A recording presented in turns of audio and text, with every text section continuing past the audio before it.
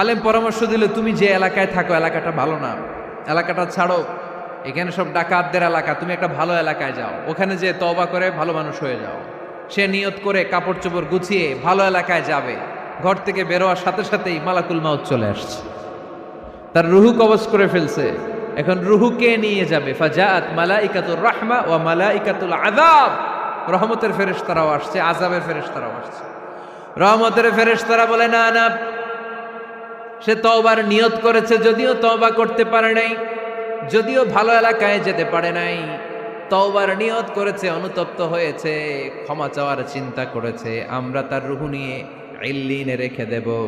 আযাবের ফেরেশতারা বলে না না, ৯৯টা হত্যা করার পরে আরো একটা হত্যা করে সেঞ্চুরি করেছে, এখনো তো ভালোভাবে তওবা করতে পারে নাই, তার রুহুটা নিয়ে আমরা সিজ্জিনের ভেতরে ঢুকায় দেব। দুই দল ফেরেশতার মারামারি, এ বলে আমরা নিব, এ বলে আমরা নিব, ঝগড়া আছে না নাই?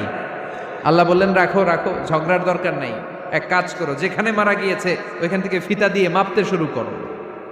ভালো এলাকাটা যদি কাছে হয় জান্নাতের ফেরেশতারা নেবে, খারাপ এলাকা যদি কাছে হয় জাহান্নামের ফেরেশতারা নেবে।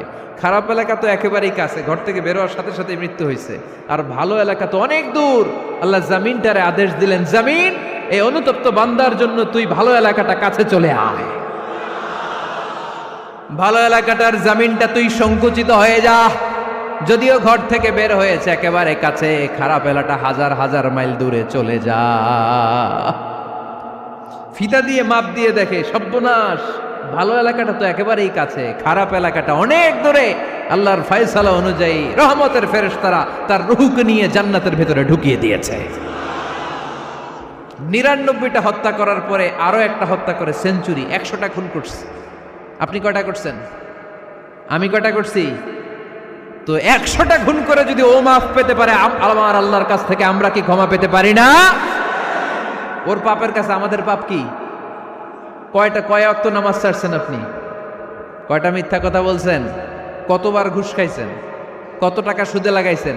কত অন্যায় করছেন? কত জুলুম করেছেন? মনে রাখবেন, আপনার পাপ, আপনার অন্যায়, আপনার জুলুম যত বড় হোক না কেন, আমার আল্লাহর দয়া তার চাইতেও বড়। এজন্য আল্লাহ নিজের পরিচয় দিয়ে বললেন, আর রহমানু আল্লামাল কুরআন খালাকাল ইনসান আল্লামাহুল বায়ান। আমি রহমান, আমি দয়ার সাগর। আমি কি? আল্লাহ তুমি দয়ার সাগর, রহমানুর রহিম, তোমার দয়ায় পূর্ণ আমার সারানিশিদিন, তোমার দয়ায় পূর্ণ আমার সারানিশিদিন। আলহামদুলিল্লাহ পড়েন। তাহলে বুঝতে পারলাম আমার আল্লাহর দয়ার কোনো শেষ আছে? চিল্লায় বলতে হবে আছে। কয়শো টুকরা? সবাই শুনতেছেন? কষ্ট হচ্ছে তো উত্তর দিচ্ছেন না যে? কত টুকরা করলেন? ১০০। ১০০ টুকরা করে ৯৯ টুকরা দয়া ভালোবাসা আল্লাহ তাআলা নিজের কাছে রেখে দিলেন, আর ১ টুকরা দয়া আর ভালোবাসা আল্লাহ তাআলা গোটা বিশ্বের সবার মাঝে ভাগ করে দিলেন। আমরা সবাই মিলে পাইছি কয় টুকরা ভালোবাসা? উনি রেখে দিয়েছেন কয় টুকরা? ওই ১ টুকরার কিছু অংশ আমিও তো পাইছি, তাই না?